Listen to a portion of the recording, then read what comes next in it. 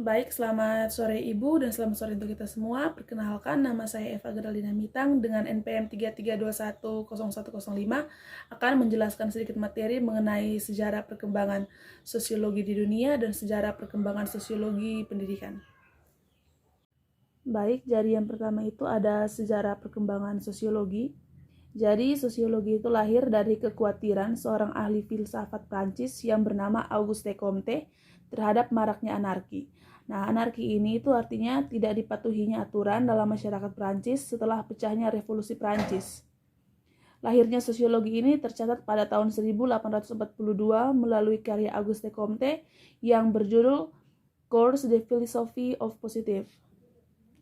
Nah, terus yang di bagian bawah itu ada masa sebelum Auguste Comte itu ada beberapa tokoh lain sebelum ada munculnya teori dari Auguste Comte, yaitu adalah Aristoteles, Plato, Thomas More, dan yang lain kita kenal itu seperti Saint-Simon, Hobbes, Caldon, and John Locke.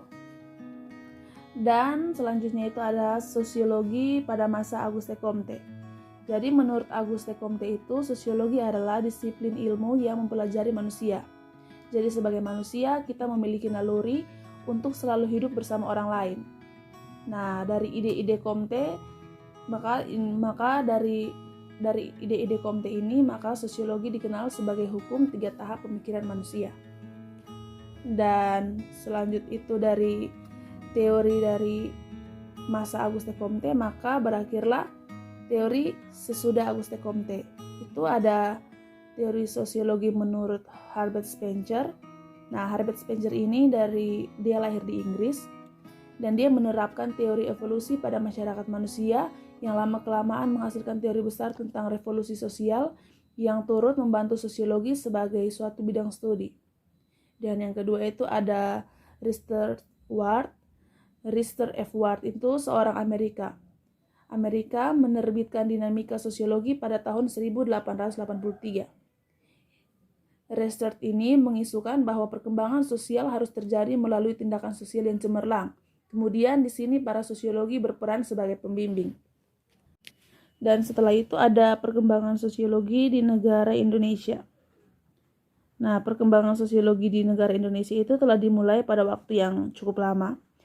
Dan pada masa Sri Paduka Mangkunegoro keempat dari Surakarta terdapat ajaran Wulang Reh yang mengajarkan tentang tata hubungan antara para anggota masyarakat Jawa yang berasal dari golongan-golongan berbeda. Nah, terus itu ada dari perkembangan sosiologi itu sebelum Perang Dunia Kedua dan setelah Perang Dunia Kedua di Indonesia. Pada sebelum Perang Dunia Kedua itu sosiologi itu belum terlalu dianggap cukup penting untuk dipelajari dan hanya digunakan sebagai ilmu pengetahuan yang terlepas dari ilmu-ilmu lain. Sedangkan sesudah Perang Dunia Kedua itu ada seorang sarjana Indonesia yaitu Sunaria Kolopaking untuk pertama kalinya memberi kuliah sosiologi pada tahun 1948 pada Akademi Ilmu Politik di Yogyakarta. Lalu akademi tersebut kemudian diubah menjadi Universitas Negeri Gadjah Mada. Beliau ini memberikan kuliah-kuliah di dalam bahasa Indonesia karena sebelum Perang Dunia Kedua itu semua kuliah pada perguruan-perguruan tinggi diberikan dalam bahasa Belanda. Dengan dibukanya kesempatan bagi para sarjana dan mahasiswa di Indonesia untuk belajar di luar negeri sejak tahun 1950, mulailah ada beberapa orang Indonesia yang memperdalam pengetahuannya tentang sosiologi. Bahkan ada di antaranya yang mempelajari secara khusus.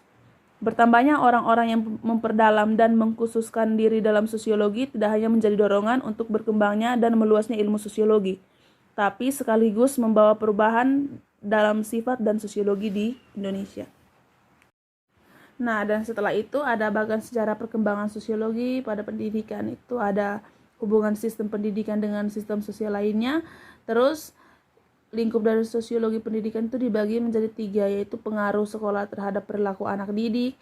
Yang kedua itu hubungan sekolah dengan komunitas lainnya. Dan yang ketiga itu ada hubungan antar manusia dalam sistem persekolahan. Nah, kalau dari hubungan sistem pendidikan dengan sistem sosial itu artinya seperti hubungan antara bidang pendidikan dengan lingkungan sosial seseorang itu sangat penting. karena tingkat pendidikan seseorang mempengaruhi derajatnya di mata masyarakat. Sedangkan pada pengaruh sekolah terhadap perilaku anak didik itu seperti, kalau pada pengaruh sekolah terhadap perilaku anak didik itu seperti bisa menjadi peran yang penting untuk pembentukan kepribadian seorang anak. Selain itu juga sekolah itu sebagai tempat untuk menambah pengetahuan, di mana pengetahuan yang tidak ia dapatkan di rumah bisa didapatkan di sekolah. Dan selanjutnya itu ada hubungan sekolah dengan komunitas lainnya. Itu seperti suatu proses komunikasi antara sekolah dengan komunitas-komunitas lain untuk meningkatkan pengertian tentang kebutuhan serta kegiatan pendidikan serta mendorong minat dan kerjasama untuk masyarakat dalam peningkatan dan pengembangan sekolah. Dan yang terakhir itu ada hubungan antar manusia dalam sistem persekolahan. Itu seperti manusia itu dapat tumbuh berkembang melalui suatu proses alami menuju kedewasaan, baik itu bersifat jasmani maupun bersifat rohani. Oleh sebab itu, manusia memerlukan pendidikan demi mendapatkan perkembangan yang optimal sebagai manusia. Baik, inilah sedikit penjelasan saya mengenai sejarah perkembangan sosiologi di dunia dan sejarah perkembangan sosiologi pendidikan. Sekian dan terima kasih.